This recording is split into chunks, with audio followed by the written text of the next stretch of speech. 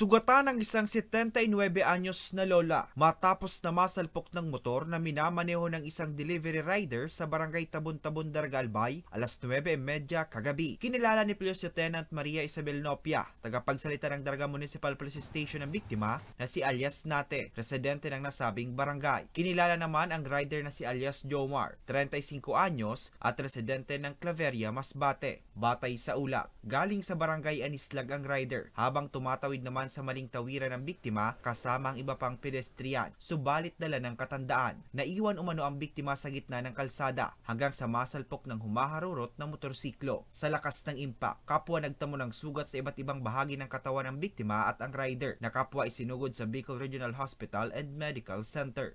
Bali, pareho po yung victim and the involved driver po ay dinala po sila both sa BHRMC ng responding MDRRMO personnel po natin. Pero nakalabas naman po sila.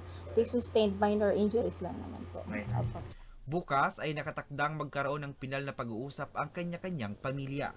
Po natin complete naman po, may driver's license naman po siya. And 2034 pa po mag-expire yung license. Muli, nagpaalala ang otoridad sa publiko na kung tatawid ng kalsada, ugaliin ang paggamit ng pedestrian lane. Pinaalalahanan din ang mga motorista na mas maging alerto upang makaiwas sa aksidente. Para sa mga balitang Tatak Bicol, Hercules Barbacena.